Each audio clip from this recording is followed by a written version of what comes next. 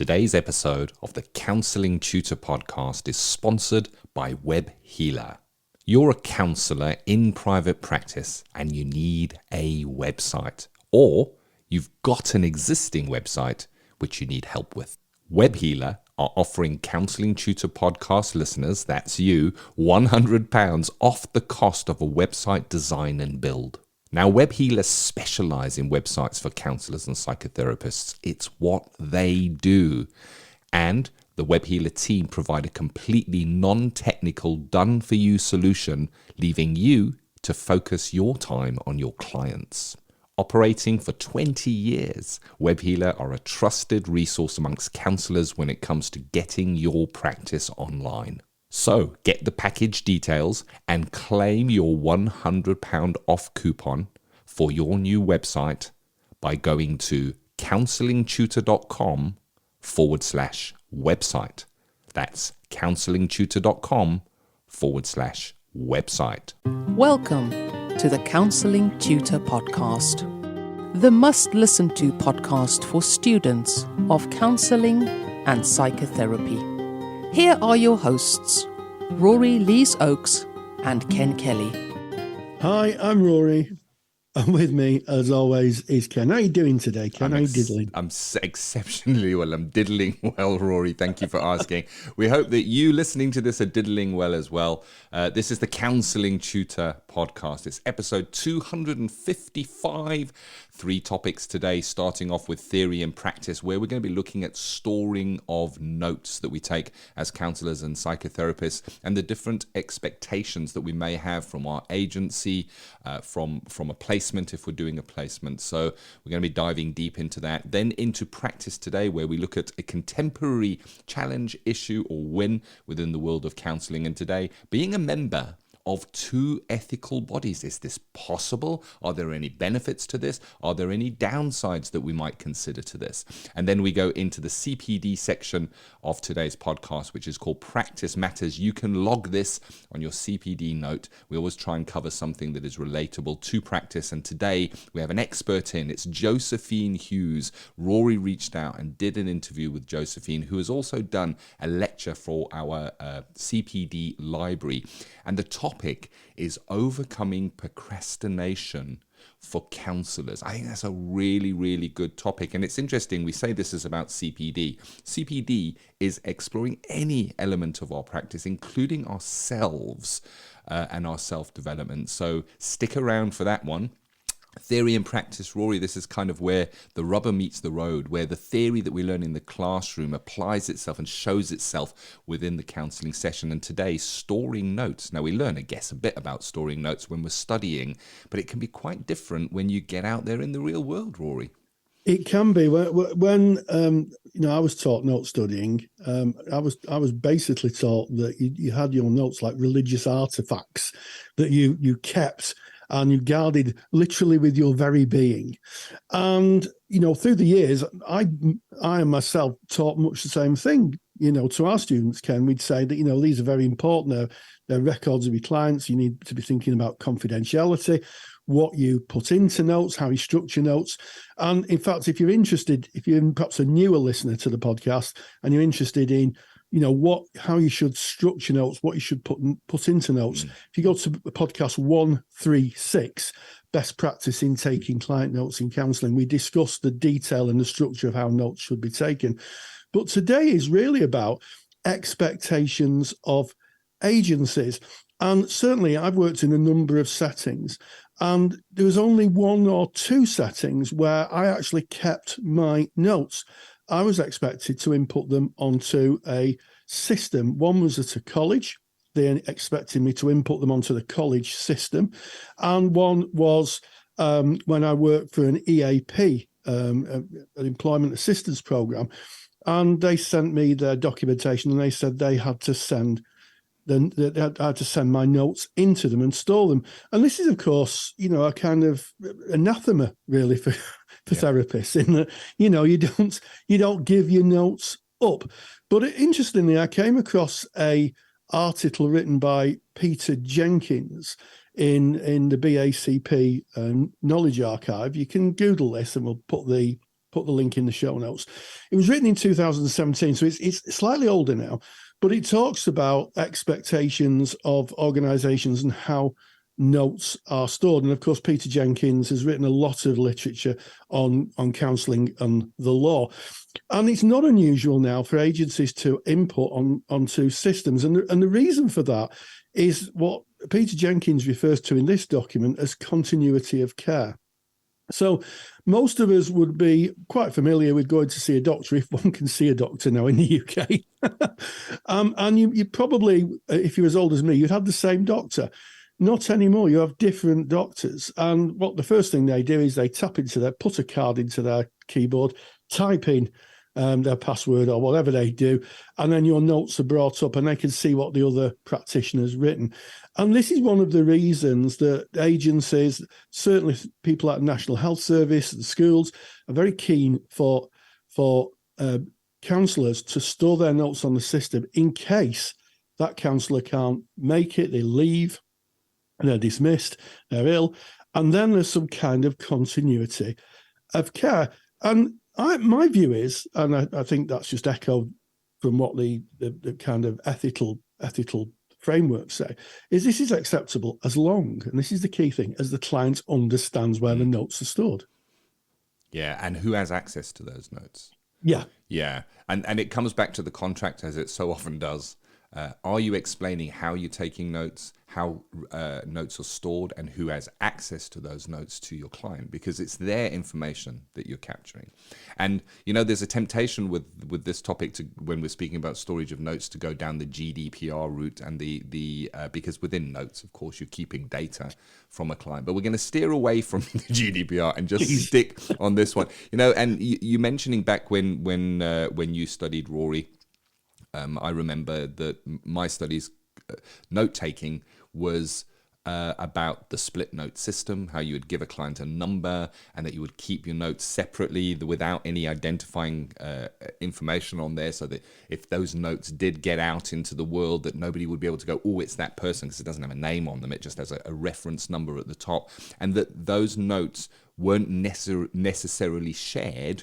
In fact, they were, like you say, it was like the Holy Grail. One would keep it close to the chest. It's all about the confidentiality, that client being willing to share this with the person they're building trust and a relationship with. And then the thought of maybe somebody else in an agency that hasn't earned and doesn't hold that relationship having a look, for me, that brought up a lot of stuff. And when I went into placement, I was at a GP practice, and the very first thing they said is, what you do is you put your notes into this system here so that the practice nurse and the doctors can have a look at how the client is doing. And I needed to do that. I needed to comply. I did put that into my contract. But what I also did was I was very mindful of what I placed in those notes. And I think I refer back to, what was the episode, Rory, that you mentioned that's got the note-taking in it? Because I think that's worth looking at. Episode 136. If you want to see that, go to counsellingtutor.com, our mother website.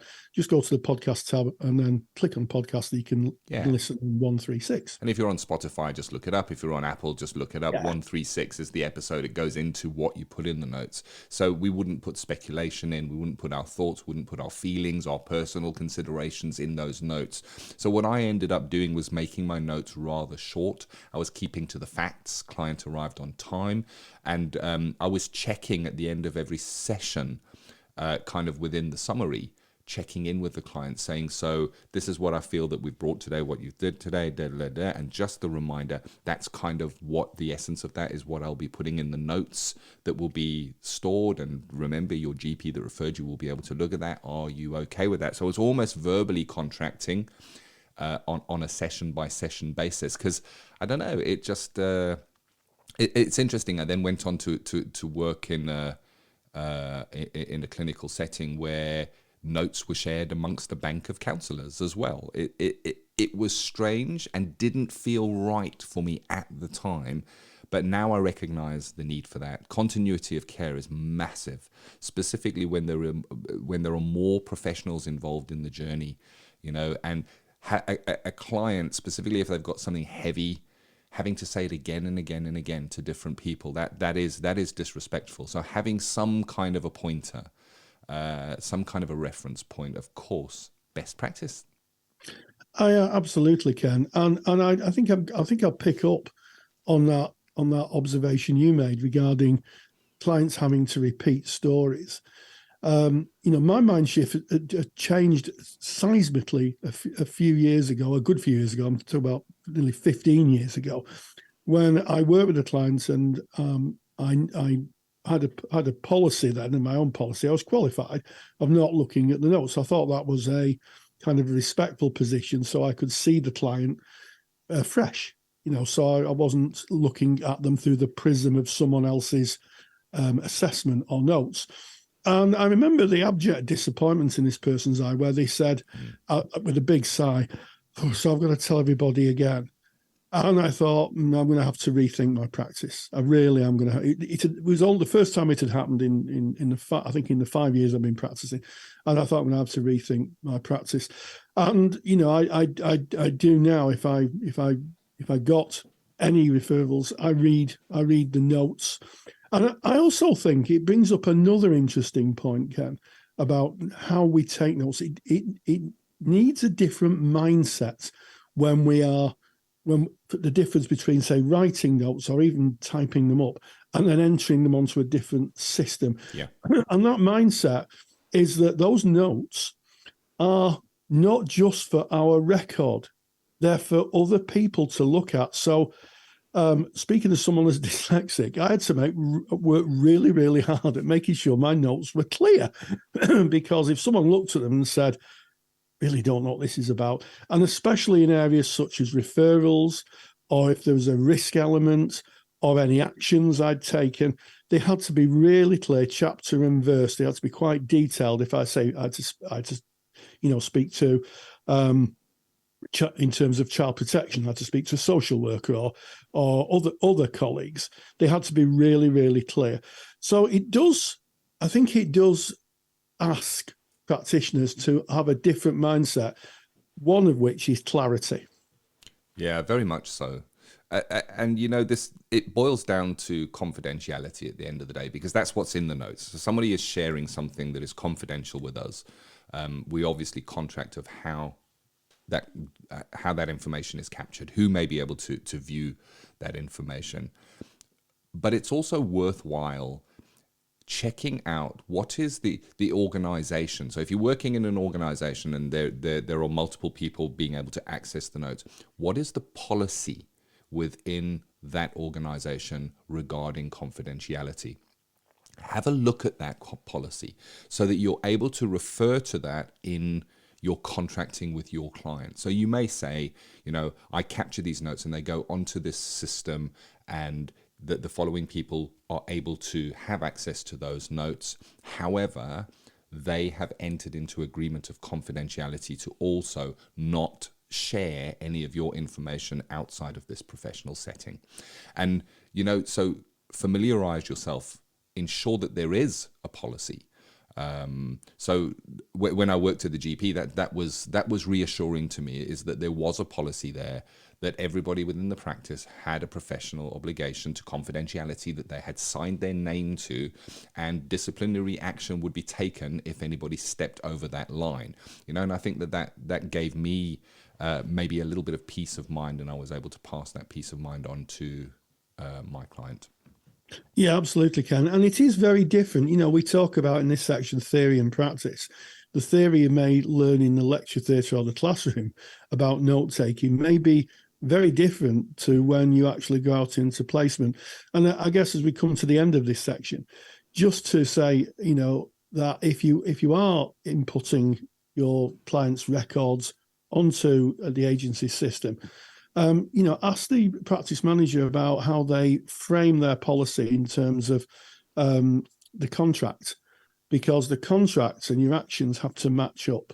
So if you are loading up client notes onto the system, as Ken has mentioned, that should be in the contract. Yeah. Should be really clear in the contract. And not only just we store them on a central system, but why? You have to explain to clients, well, we do this, should the counsellor be off, then there's a continuity of care.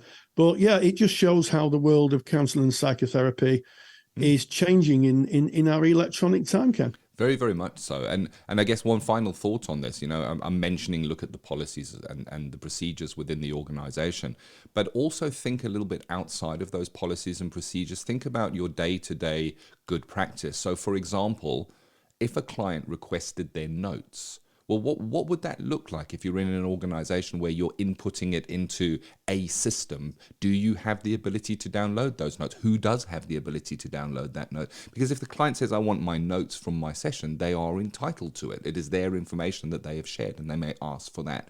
How do you get it? I would also look at what is the data protection around my client's notes. And I think this reflects back on something we say quite often on this podcast. It doesn't matter whether you are in private practice or you are in practice within an organization. It is still your practice. You may be under somebody else's roof. You can even be working to their policies and procedures according to their contract, but it is you that is there with that client. You need to assure yourself that you're okay with those policies, procedures that underpin what you are offering. So ask those questions. Ask about the GDPR policy. Ask about if you needed to access notes, how would that work, and familiarize yourself so that if you get asked by a client, you're not caught short in a situation of, oh, well, I'll ask and get back to you. They're sharing the information with you. We have a duty of care. That information for me, and I think this is going right back to full circle to where we started, Rory. Both you and I mentioned when we first found that we had to put notes onto a separate system, there was a discomfort with that. Why? Definitely. Because the information that is given to us by a client is so precious. It is so, so precious, and we take our job seriously, and we want to keep it precious, and we want to keep it confidential. So ask the right questions that will underpin your practice, that you feel satisfied and that you're able to give those answers if your client asks. Of course, there's a super duper handout for note-taking that Rory makes. And the super duper handout is called Good Practice in Note-Taking. And you can get that how? Well, you just go to counsellingtutor.com. That is our mother website. Click on the podcast tab. Make your way to today's episode, which is 255, right there on the plate. On the plate. I think I'm thinking of breakfast. On the page, you can download that free handout. It's a PDF download on Good Practice in Note-Taking. Theory to Practice is proudly sponsored by CounsellingSkillsAcademy.com. I'm Ken Kelly, and I've got a real burning passion for counselling skills. I've built training that takes the doubt out of using counselling skills. You get to see the counselling skills used in real live sessions by a qualified therapist. Full sessions, real material, real counselling skills. To find out more, go to CounsellingSkillsAcademy.com. So there it is. That is moving away from theory and practice into practice today, where we look at a contemporary challenge, issue, win that we may be experiencing in counselling at the moment. We spoke in last episode, 254, one episode back, about ethical bodies, about choice. It wasn't last episode, actually, Rory, was it? There's a few episodes back. 252, Ken. 252. You know the numbers so much better than me, Rory. 252. We spoke about ethical body, choosing an ethical body, maybe changing an ethical body. But today, we go that extra step. What about being a member of two ethical bodies, Rory? Yes, well, we'll start off, I think, with episode 252, where I charted my journey from one ethical body to another ethical body. And if you want to go and listen to that, it's episode 252 of the Counselling Tutor Podcast. And in our Facebook group, and if you're not a member of our Facebook group, you should really be a member. Go to Facebook, type in Counselling Tutor. You'll find us. We're a very friendly group. Our moderator will let you in, and you can join thousands and thousands of like-minded people talking about the world of counselling and psychotherapy. We have students, we have tutors, we have qualified colleagues, and they're all debating different aspects of counselling and psychotherapy.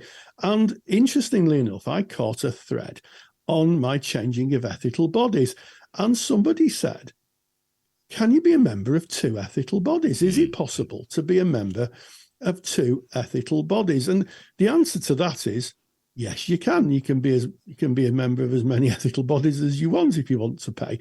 And here's a thing, Ken. You may know this. Do you know how many ethical bodies are registrants under the umbrella of the Professional Standards Authority?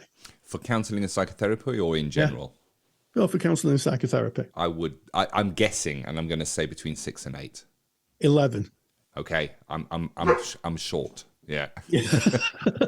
Well, it was a bit of a revelation to me. There are 11 psychotherapeutic bodies. One's a hypnotherapy body that are registered under the Professional Standards Authority. Just so we're clear about what that means, is that the Professional Standards Authority are a government organisation that writes standards for professional practice. They don't just write it for, counselling and psychotherapy. It could be chiropody. It could be all sorts of things. There's lots of people who fall under that. It's a voluntary register, so you can choose if you want to join or not when you join the ethical body. But sitting underneath that umbrella of the Professional Standards Authority, the PSA, I'm making a triangle sort of vision as I'm doing this for those who are watching on YouTube, sit these 11 ethical bodies. And they all have different codes of practice. And one are differently worded ethical frameworks. That's probably a better way, a more accurate way of describing it. And the question was, if you're a member of 2 ethical bodies, what happens if someone makes a complaint? Which ethical body do they make the complaint to? Yeah. And can they make a complaint to 2 ethical bodies?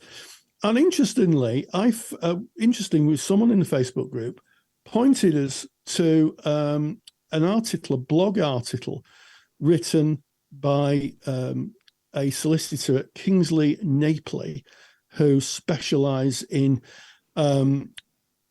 law around procedures within organisations. It's written by the partner Julie Norris, and there's some legal precedent.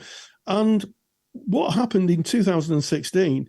There's a complaint levied against a practitioner who was a member of the UKCP and the BACP. The UKCP took the complaint and they what we call disposed of it. So in terms of discipline, disciplinary procedures, a complaint's either upheld or it's disposed of. If it's upheld, then there's a process of kind of sanctioning the therapist, or in some cases striking them off if the conduct is particularly bad. But if it's disposed of, it means they've looked at it and they said there's no case to answer, and they dismissed it. So the client went to the second ethical body the person was registered with and made a complaint, and they started a process of investigation. And the therapist went to law, and there is now a precedent, and the precedent is that you cannot be held accountable under 2 ethical bodies. If one has disposed of it, then it's possible, and I have to be very careful because I'm not a lawyer here, that the other ethical body will have to take that and say, well, one, it's been dealt with by one ethical body and it's been disposed of. So, can we hear it? Because obviously another ethical body has disposed of it. Interestingly enough, this judgment was issued, I think, in 2016, 7 years ago now. And of course, ethical bodies have updated their codes of ethics and obviously their disciplinary procedures in there. But it does leave the question, if you're a member of 2 ethical bodies, which ethical body do you say to the client that handles their complaint? Yeah. Yeah. And I looked over the case you've just spoken about, and of course we'll pop a link in the show notes for you. When you go and get your super duper handout, you can click on that link and go and see this write up on this. And it makes sense to me in that, because you mentioned that professional standards sits over all of the ethical bodies, they should all be working to the same set of rules. Now, they may interpret those rules slightly differently. If you look at ethical frameworks, they may be slightly different, but they're all going to come down to the same thing. So the thinking is that one ethical body should be finding the same as another ethical body if they're following the same rule set. So it's interesting.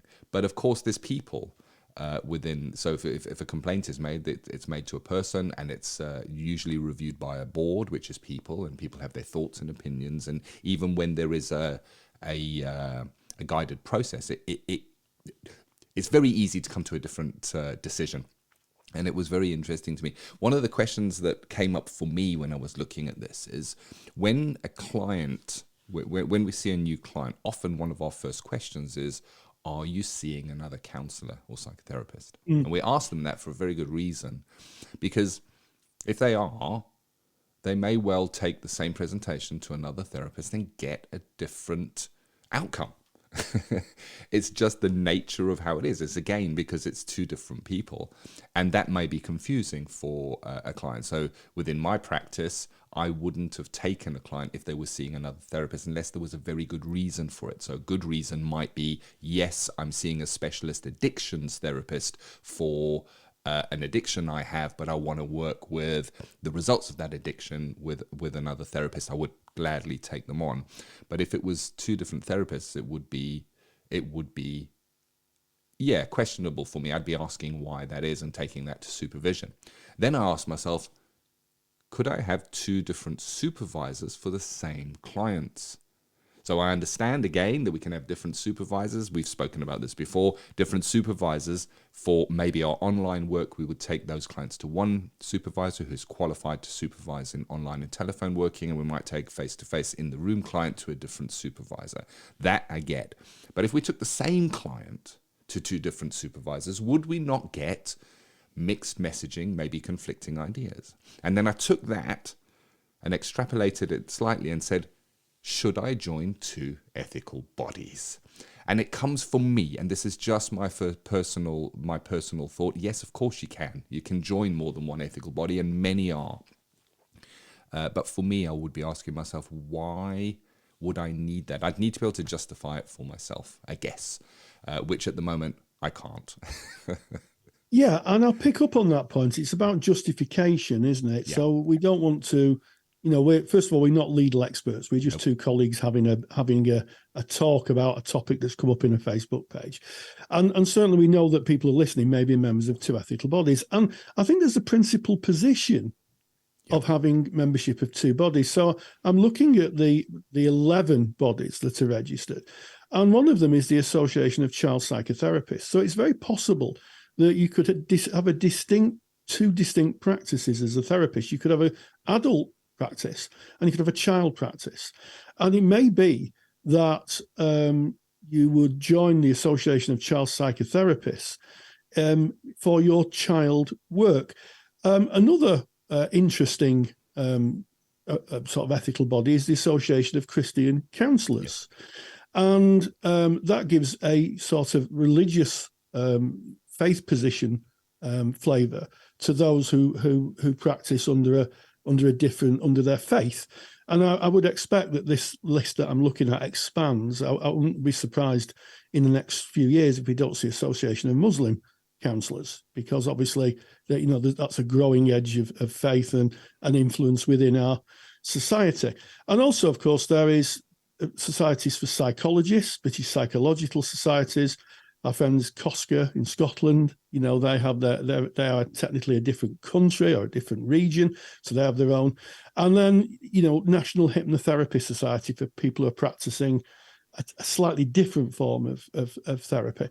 So there can be a good reason for people to be in two ethical bodies, but it does give the rise to the question: which ethical body should you be saying to your clients in your contract you can make a complaint against? Yes. So that's really it. It was a very interesting exploration of something that I've not really thought too much about, Ken, to be honest. Me neither. I enjoyed the reading, I must say. It's got me thinking, and that's what I like about these topics, Rory, is it starts me thinking. I get the processes start flowing. And with your argument there, I really like that of, there are going to be times and reasons why you would choose to be a member of more than one ethical body. I was sitting nodding as you were outlining those reasons. So I think it is. It's about you. It's about your choice. and just maybe considering. I was thinking as well, if you have an ethical dilemma and you want to phone up for ethical advice, if you phoned the two ethical bodies, would you get the same advice? Would you get differing advice? It's just an interesting area. I think one that deserves more of a discussion. Get into the Facebook group and continues this discussion. Are you a member of two or maybe even more ethical bodies? Pop in and say how that is for you. Let's keep this discussion going. Go to Facebook, put in Counselling Tutor, and you're in.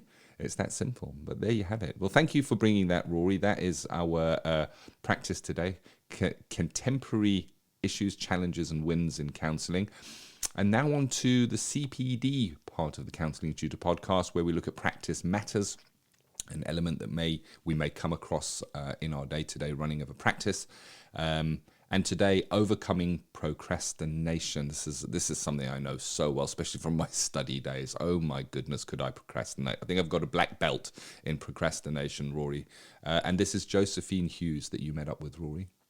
Indeed, as my late mother used to say, procrastination is the thief of time. That's something that was always echoed in our house growing up.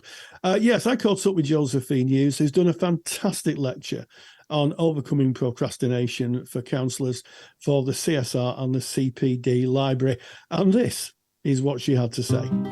Practice matters. The National Counselling Society is proud to sponsor Practice Matters. National Counselling Society are really excited to have launched their Children and Young People Therapist Register for counsellors working with the younger age group. To find out more, visit nationalcounsellingsociety.org. nationalcounsellingsociety.org. One of the many challenges that practitioners may face, be they students or qualified practitioners, is overcoming perfection and self-sabotage.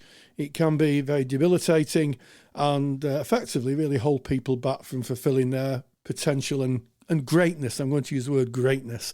So I'm delighted to welcome Josephine Hughes, who's done a fantastic lecture entitled Overcoming Perfection and Self-Sabotage for the Counselling CSR Library and for the Counsellor CPD Library. So Josephine Hughes, thank you so much for joining us.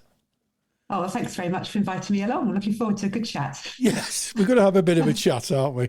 Yeah. And certainly from my own experience, certainly as a student, self-perfectionism can be quite a crippling kind of aspect to somebody, can't it? An effect. Yeah. And I just wonder how commonplace this is, do you think, for therapists in general? I think I mean, when you look at how many people suffer from, say, imposter syndrome and the statistics vary, but they do say up to 70% of people can experience this imposter syndrome. And I think sort of perfectionism is very much tied in with that. And when I first had therapy, I realised with my therapist that I suffered from this sort of not good enough feeling. And I thought it was just me. And then when I started working with clients, I realised that actually clients felt a lot of it as well. And then I opened it up to other counsellors when I started up my Facebook group, and I discovered that there's an awful lot of counsellors who feel not good enough as well. And I think, I honestly think it's a lot to do with, it's connected to when we're doing something new. So especially for students, this is the first time that people will have practiced and done their role plays, and you're doing it obviously in front of people, you're doing it in front of your fellow peers who are on the course with you, and you've got an observer. So it's terrifying. And I think it definitely comes out. And I think because of that fear, you are trying to be as good as you can. And we'll probably go on and talk about why that is. But yeah, I think it's really common. And I think, even when you've qualified, even then, you're just starting out, you can always find someone who's better than you. Yes, in your mind. Yes. Yeah, absolutely.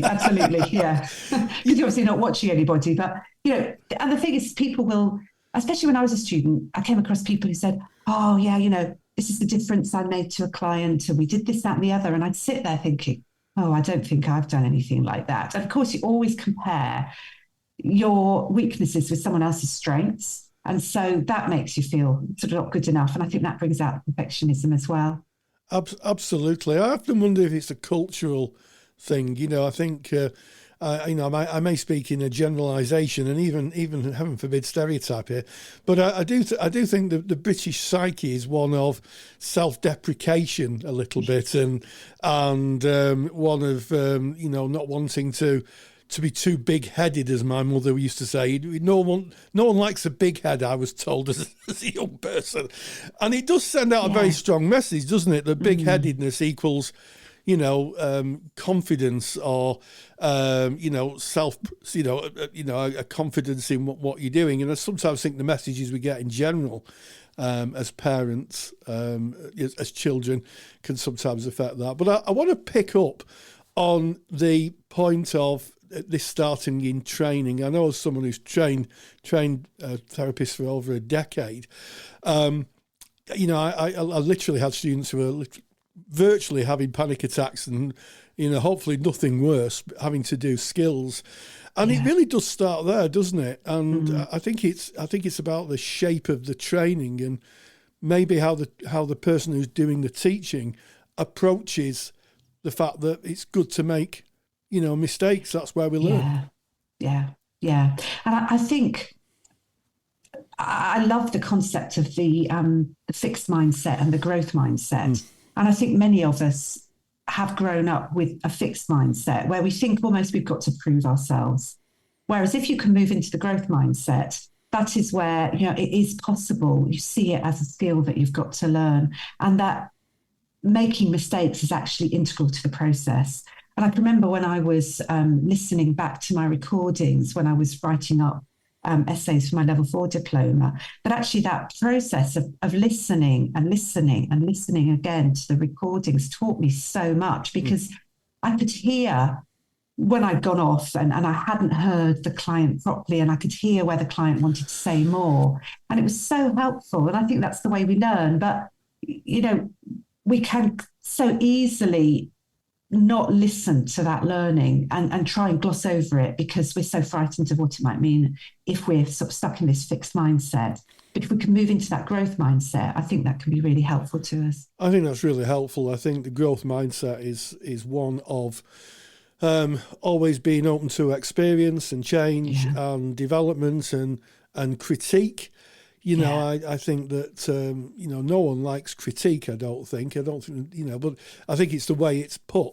And also it's a very necessary part of growing, isn't it? Absolutely. Yeah, it is. And I just sort of love the research that was done around the growth mindset where they sort of sat with children, and the ones that had the growth mindset would say, oh, please, can I take difficult jigsaws home with me? Because they wanted to actually learn from the difficulty. Whereas those of us who have a fixed mindset, we tend to sort of like push that away. We're not prepared to meet the challenge because we think it says something about us. So being able to be open and learning from that critique can be really helpful. And I think it makes us better counsellors. Absolutely. I remember as a young person growing up listening to the former President John F. Kennedy talking about the moonshot. And I can remember his speech, virtually word for word. And part of it was, we do these things because they are difficult. We don't do them because they're easy. And it was a real rallying call to the fact that we're going to the moon. We've never done this before. And it's going to be difficult, but that's where we're going. And he made it, I think it was 2 years earlier. They landed in 1969, I think. Yeah. And I always thought of that as a very powerful call to action, and one that I've tried to enable in myself. In a wider context of perfectionism, I'm thinking about societal structures and how people view themselves. And for many, many, many, many years, people have believe them to, have struggled, with things like sexuality and being their true selves. Does perfectionism impact on that, do you think? Yeah, hugely, I think, because I think what it is when we're in a perfectionist mindset, we're actually, in a sense, we're seeking to protect ourselves. And what is perfection? How do we define perfection. And I think what we're doing is we tend to make ourselves subject to that sort of external locus of evaluation. Yes. We've got to appear to be all right to everybody else. And that means that we're not really allowing ourselves to be who we are, and we're not listening to our own internal locus of evaluation. I think perfectionism is very outward focused. It's about being acceptable to other people. And of course, that means that, I mean, when I sort of really suffered with perfectionism, I was very much a people pleaser, because I always had to meet other people's expectations as to what was good. And that stops us from being able to listen to ourselves and listen to our true identity, I think. Absolutely. And I know in our preamble, before we pressed the record button, you spoke of a new podcast that you're releasing, talking about issues that are very close to yourself.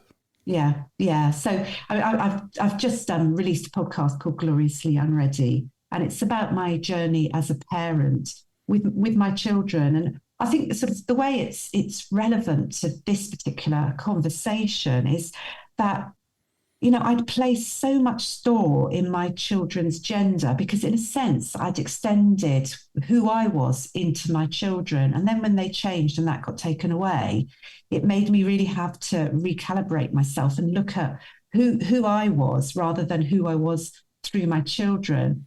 And I think, in many ways, as mothers, as parents, what we can do is we can expect perfection of our children, because it says something about us. And we make it about us. And the journey that I went through as a parent, and it is a sort of a wonderful way of being challenged, really, when your children come out as, say, transgender. It just questions so much of the assumptions that you held close. And it makes you really sort of think again about the way you are in the world and what it means to you and what your children mean as well. So it's all sort of connected, and it's part of how I sort of started thinking more closely about who I was as a person, really, and started questioning this perfectionism. Absolutely. And it speaks to the growth mindset, doesn't it? That we have to look at our opinions, inspect them and adapt them or change them, or hold to opinions. I have to say to my daughter, esoteric thinking is about holding two contrary opinions and looking at both of them without any kind of a fear. And it does, this idea of perfectionism does go across the piece, even I think to modalities of therapy, where people get perhaps wedded to one modality and close themselves off to any other modality that may be of help to the client. Is that your experience? Yeah, I think it's a really sort of interesting point, because I think the whole point about the fixed mindset is it makes us very rigid. And it's about sort of proving ourselves, and we're not prepared to take risks. And I think sometimes when you're looking at what does your client need, there is that sense of, can I take a risk here? Can I try something different?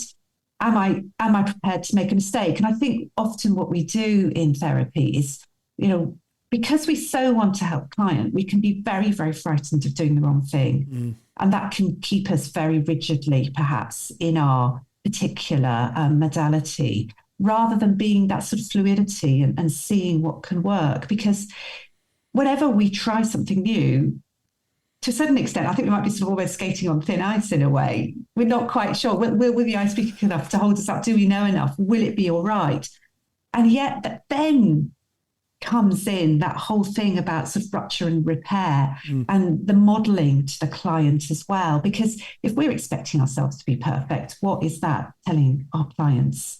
And so, there's that whole human aspect that can come in as well, the whole relationship aspect of it. Absolutely. I mean, I've told this story to death, and people may be switching off now as I recount it again.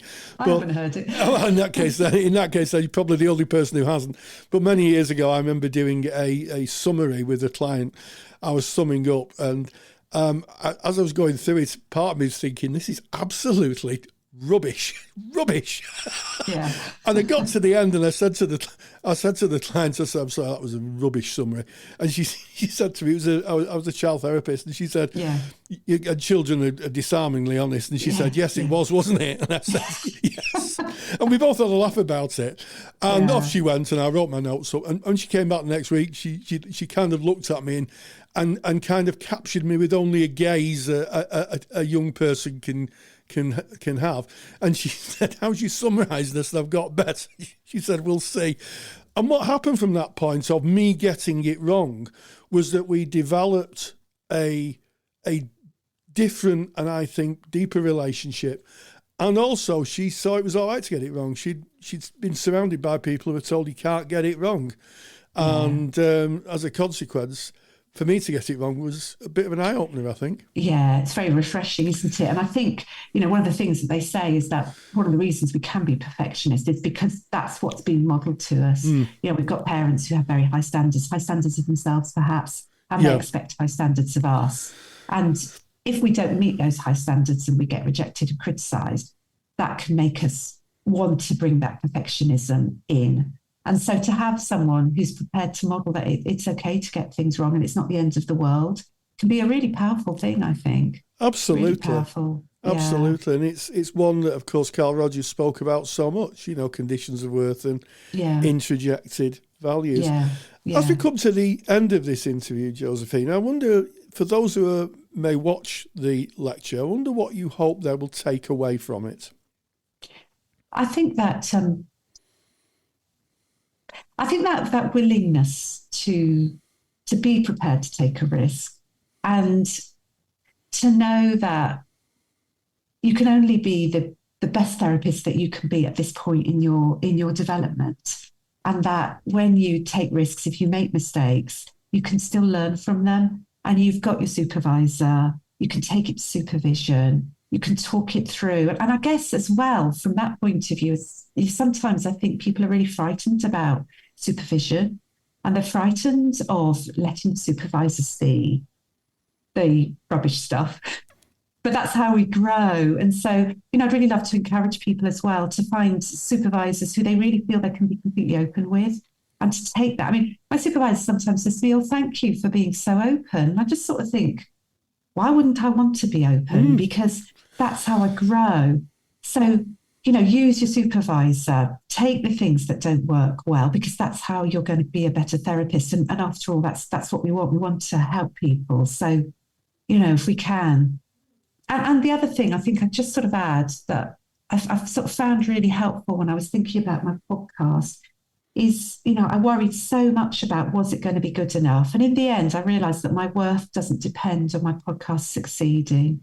And I think it's really important for us to come back to that our worth doesn't depend on what we do. Our worth is who we are, and that's a given. And that, we might get it wrong in our lives, in our counselling, but our worth doesn't depend on that. And there's a whole section about self-compassion in the training that talks a bit more about that. Overcoming Perfection and Self-Sabotage is available in the Counsellors CSR Library and the Counselling CPD Library. Josephine Hughes, thank you so much for joining us. Massive thank you to Josephine Hughes. Thank you to you, Rory, as always, for kind of reaching out, finding the experts, bringing us the interesting topics. And of course, if you enjoyed what you heard from Josephine, there is a full lecture because of the importance of this topic and a kind of its broad reach. It is in the Counselling Study Resource for Students, because you can face procrastination during your studies, and it is also in our CPD library for qualified practitioners, the same lecture, because it applies equally to both. If you're a member of those, just log in, and that lecture is now there and available for you. If you're not a member of either of our libraries and you're interested, go to counsellingtutor.com. All the information is right there on the homepage. On how to join. And this has been episode 255 of the Counselling Tutor Podcast. Yes, we started without any procrastination with theory in practice. We talked about story notes, differing expectations of placements. We moved on and had an interesting discussion about being a member of two ethical bodies in practice today. And then in Practice Matters, I met up with Josephine Hughes, who talks about overcoming procrastination. And as always, stay grounded and stay safe. Take the stress out of your counselling studies and get the support of Rory and I by joining us in the Counselling Study Resource. See how Counselling Study Resource can help you. Visit counsellingtutor.com. That's counsellingtutor.com. Thank you for listening to the Counselling Tutor Podcast. Find the show notes for this episode on our website at www.counsellingtutor.com.